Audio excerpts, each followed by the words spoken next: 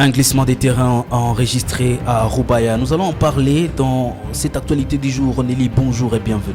Bonjour Blaise, bonjour à tous les téléspectateurs. C'est un plaisir de vous revoir dans cette rubrique actualité du jour. Et le bonheur est aussi partagé. Nous allons nous rendre à Roubaïa. Qu'est-ce qui se passe exactement? Alors, c'est un événement malheureux qui a été rapporté dans cette zone avec un glissement des terrains qui a fait, en tout cas selon les témoins qui sont sur place, de nombreuses victimes. Deux finalistes vont nous partager l'expérience de cette première journée de dissertation dans l'actualité du jour. Également, nous allons revenir sur ces films, en tout cas, de Ouazalendo. Ouais, promouvoir, reconnaître le savoir de ces jeunes qui ont accepté de mourir pour la République. Voilà un objectif qui s'est fixé l'un des réalisateurs de la République démocratique. Vous êtes nouveau sur la chaîne, n'oubliez pas de vous abonner. On se retrouve dans la deuxième partie de cette rubrique.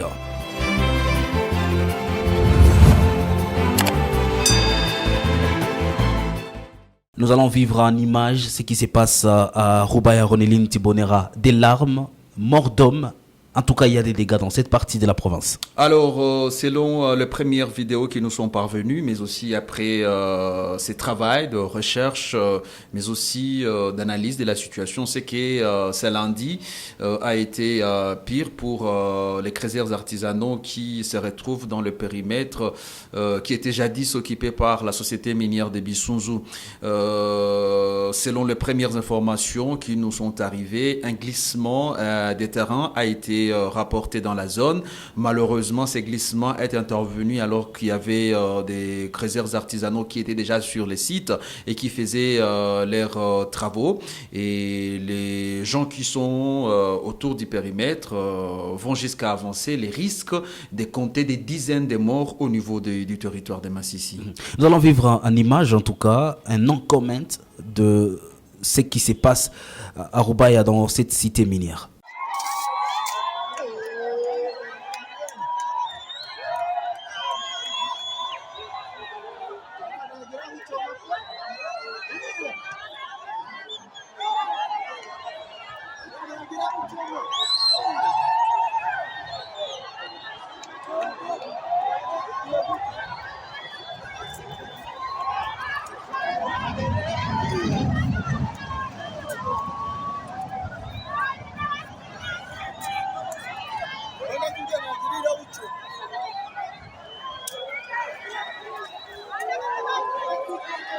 Les épreuves de hors-session des examens d'État commencent en République démocratique du Congo, en province du Nord Kivu, dans le Nord Kivu 1, où les reporters de Kivu Morning Post se sont rendus.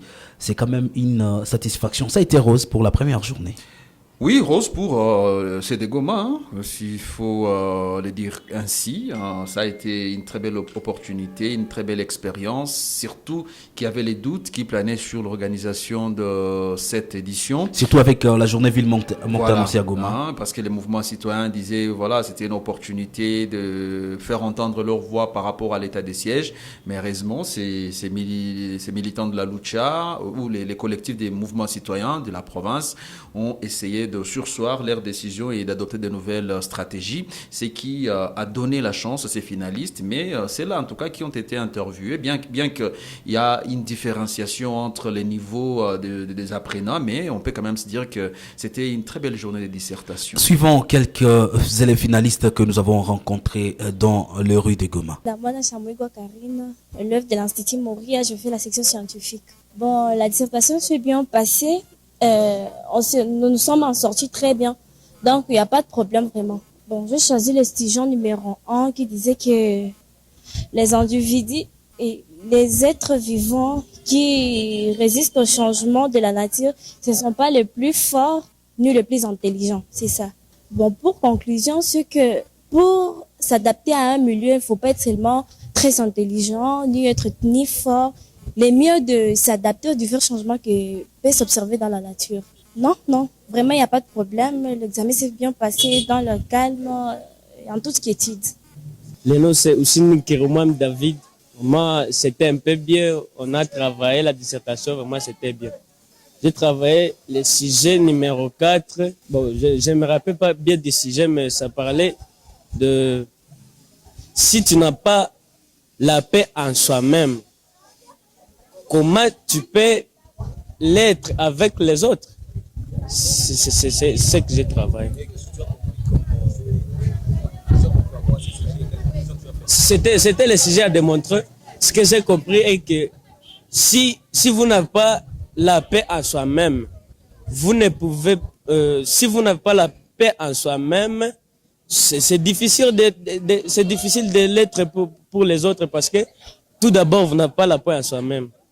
C'est Ngoï Kabange Noblesse, l'élève à l'Institut Isidore Bakanja, finaliste. Ça s'est passé très bien. Le sujet nous parle. C'était à propos d'un notaire anonyme. Ça nous parlait si on n'est pas en paix avec soi-même, est-il possible d'être avec les autres? C'était ça le sujet.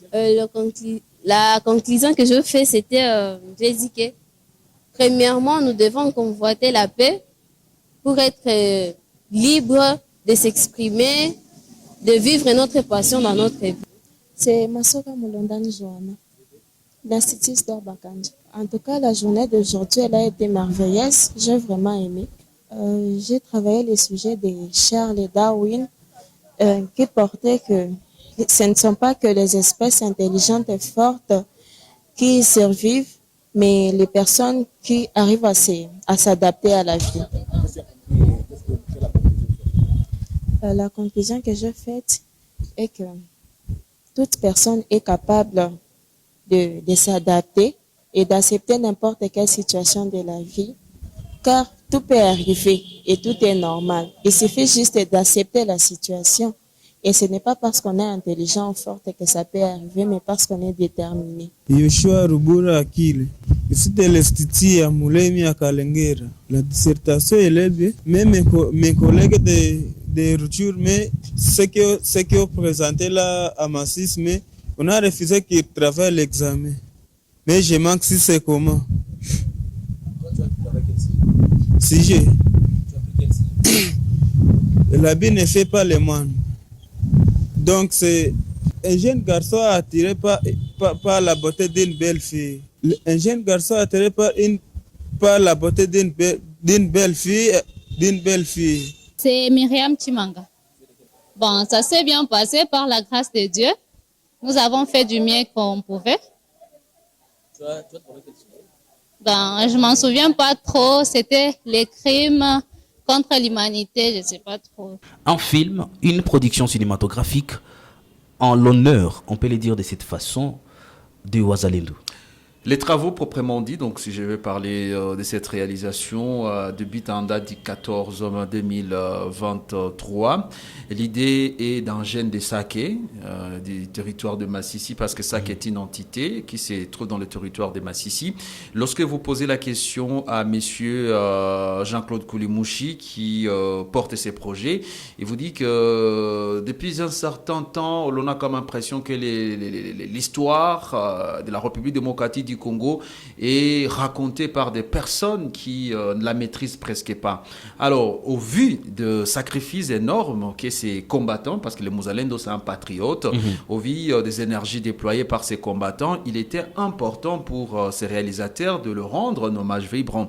Et cet hommage passe par la réalisation d'un film documentaire, un film qui connaîtra bien sûr la participation des enfants de Massissi. Donc déjà tous ceux-là qui veulent bien sûr incarner les rôles de vrais Wazalendo dans cette œuvre d'esprit peuvent se retrouver au niveau de Uhuru Center Knowledge qui est à Saké, et c'est là où on va faire déjà les premiers castings pour le 14 mai en attendant la suite de la production qui nécessairement va faire du bien à tous ceux-là qui se sont ligués ensemble pour défendre l'intérêt de la République démocratique du Congo. Vous avez un point de vue par rapport à ces éléments d'actualité. Mesdames, Messieurs, n'hésitez pas de laisser votre point de vue en tout cas en commentaire et on aura le plaisir de vous lire. Fin de l'actualité du jour. Merci à vous de l'avoir suivi.